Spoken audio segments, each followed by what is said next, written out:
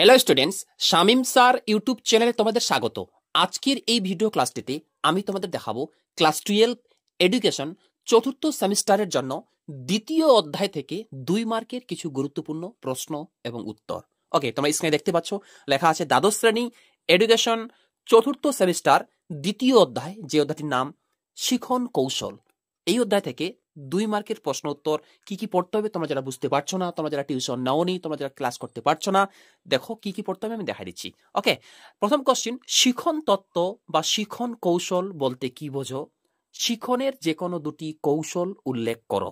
ওকে, দ্বিতীয় প্রশ্ন দেখো, অনুবর্তনের দুটি বৈশিষ্ট্য উল্লেখ করো। তৃতীয় প্রশ্ন, অনুবর্তন প্রক্রিয়ায় পুনঃসংযোজন কি? প্রাচীন অনুবর্তনের আবিষ্কারক কে?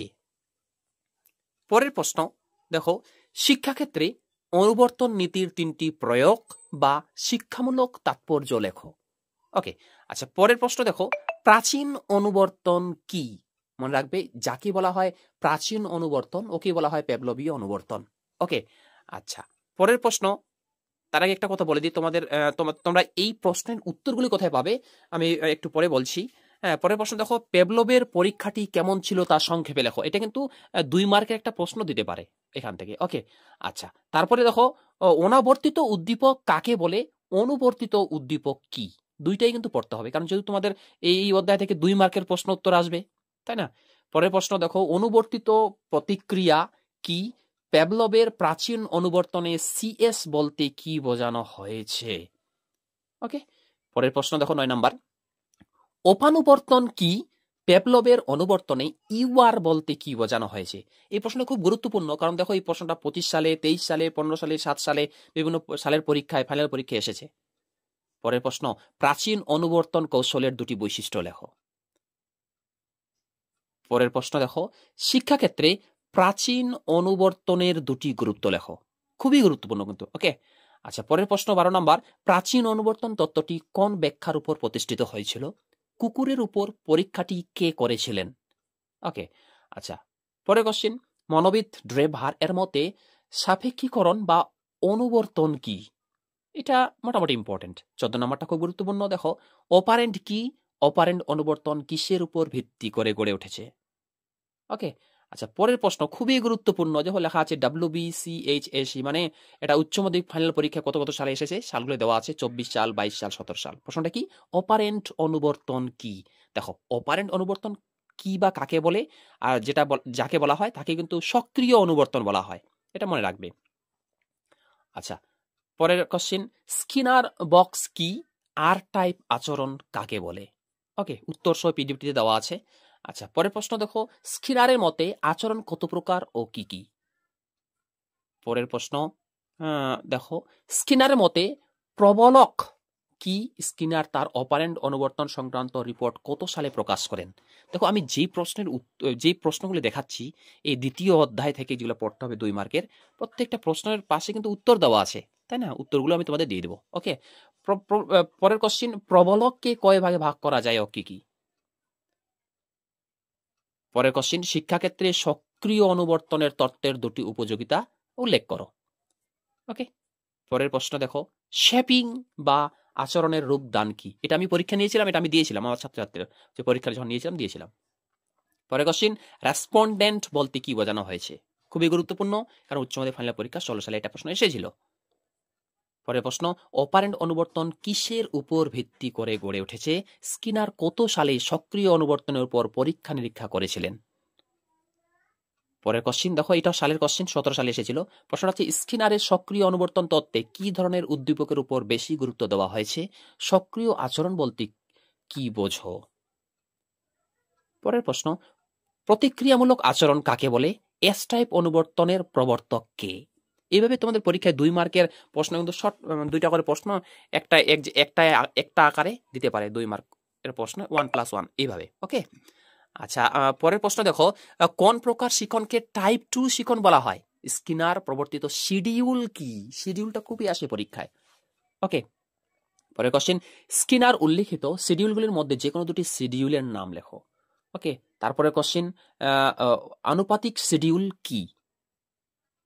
পরের প্রশ্ন, দেখো শৃঙ্খল প্রক্রিয়া কি, প্রত্যাশামূলক উদ্দীপকের জন্য যে যে আচরণ ঘটে তা কি ধরনের আচরণ বলে। ওকে, আচ্ছা তোমরা আমার নিয়মিত ক্লাসগুলি ফলো করো, আমি প্রত্যেকটা অধ্যায় থেকে প্রশ্ন উত্তর দিয়ে দিব, হ্যাঁ, সাজেশন যেগুলি আমি আমার ছাত্রছাত্রীদের লেখাবো। ওকে, আর একটা কথা, প্রথম অধ্যায় এবং প্রথম অধ্যায়ের 10 মার্কের এবং তোমাদের প্রথম অধ্যায়ের 2 মার্কের প্রশ্ন উত্তর আমার চ্যানেলে আমি আপলোড করেছি, সেই ভিডিওগুলির লিঙ্ক আমি ডেসক্রিপশনে দিয়ে রাখবো, সেখান থেকে দেখে নিবে। পরে কোশ্চেন, সমস্যামূলক পরিস্থিতি বলতে কি বোঝো, সমস্যামূলক শিখন কাকে বলে। পরের প্রশ্ন খুবই গুরুত্বপূর্ণ, থর্নডাইকের প্রচেষ্টা ও ভুলের শিখন কৌশল কি, পাজল বক্স কি। Important, very very important question, কারণ এটা উচ্চ মাধ্যমিক 18 সালে এবং 15 সালে পরীক্ষায় এসে গেছে। ওকে, আচ্ছা পরের কোশ্চেন, টাইম কার্ভ কাকে বলে, সংযোজনবাদ কোন ধারণার দ্বারা গড়ে উঠেছে। ওকে, আচ্ছা পরের কোশ্চেন, ফল লাভের সূত্রটি ব্যাখ্যা করো। ফল লাভের সূত্র খুবই গুরুত্বপূর্ণ এই শিখন কৌশল অধ্যায় থেকে, কারণ এই প্রশ্নটি দেখো 22 সাল, 19 সাল এবং 11 সালে ফাইনাল পরীক্ষায় এসেছে। ওকে, আচ্ছা পরের কোশ্চিন, শিখনের ক্ষেত্রে অনুশীলনের সূত্রটি ব্যাখ্যা করো। দেখো ফল লাভের সূত্রটা যেমন গুরুত্বপূর্ণ, মানে এর আগের প্রশ্নটা এই যে দেখতে পাচ্ছ ফল লাভের সূত্র, এটা যেমন গুরুত্বপূর্ণ, এই অনুশীলনের সূত্রটাও কিন্তু খুবই গুরুত্বপূর্ণ। ওকে, আচ্ছা পরের কোশ্চিন, অনুষঙ্গ কি, এর 3টি সূত্র কি কি। ওকে, এটা মোটামুটি ইম্পর্টেন্ট, অত গুরুত্বপূর্ণ নয়। হ্যাঁ, তবে এই প্রশ্নটা খুব গুরুত্বপূর্ণ, প্রচেষ্টা ও ভুল শিখন কৌশল কথাটির অর্থ কি বা কাকে বলে বা এটা কি এর সম্পর্কে লেখো, এই প্রশ্নটা একটু দেখে যাবে। হ্যাঁ, পরের কোশ্চিন 36 নম্বরে দেখো, থর্নডাইক কোন কোন প্রাণীর উপর তার প্রচেষ্টা ও ভুলের তত্ত্বের প্রয়োগ করেছিলেন। মনোবিদ থর্নডাইক কোন দেশের মানুষ ছিলেন। ওকে, আচ্ছা পরের প্রশ্ন দেখো, উচ্চ মাধ্যমিক 22 সালে এসেছিল ফাইনাল পরীক্ষায়, থর্নডাইকের দেওয়া প্রধান 3টি সূত্র কি কি। থর্নডাইকের অনুশীলনের সূত্রকে কটি অংশে বিভক্ত করা যায়। পরের প্রশ্ন, থর্নডাইকের শিখনে গৌণ সূত্রের সংখ্যা কয়টি ও কি কি। থর্নডাইকের শিখনে এস ও আর কি, মানে এস বলতে এবং আর বলতে কি বোঝায়। ওকে, উত্তরটি লেখাই আছে এখানে। হ্যাঁ, তোমরা যদি আরেকটা কথা বলে দিই, তোমরা যদি কেউ পেইড নোটস নিতে চাও, একদম প্রিন্টেবল, প্রিন্ট করে নেওয়ার মতো, তোমরা যদি কেউ পেইড নোটস নিতে চাও, হ্যাঁ, তাহলে উচ্চ মাধ্যমিক বা দ্বাদশ শ্রেণী 4র্থ সেমিস্টারের জন্য এডুকেশন, তাহলে অবশ্যই আমার হোয়াটসঅ্যাপ নাম্বারের সঙ্গে যোগাযোগ করবে। তোমরা বাংলা, ইংরেজি, এডুকেশন ইত্যাদি বিষয়ের আমার কাছে নোটস কিন্তু পাবে। ওকে, আচ্ছা পরের প্রশ্ন, শ্রেণীকক্ষে থর্নডাইকের ফল লাভের সূত্রের প্রয়োগ লেখো। প্রয়োগ লেখো বলতে কি, এখানে ওই ফল লাভের সূত্রটি, এর গুরুত্ব কি, এর ফলে কি হয় না হয়, প্রভাব কি, ওইটাই বলছে এখানে, প্রয়োগ লেখো। পরের প্রশ্ন, থর্নডাইকের দেওয়া ব্যবহারের সূত্রটি লেখো। পরের কোশ্চিন 42 নম্বর প্রশ্ন দেখো, শিখনের ক্ষেত্রে অনুশীলনের অব্যবহারের সূত্রটি লেখো, তাই না।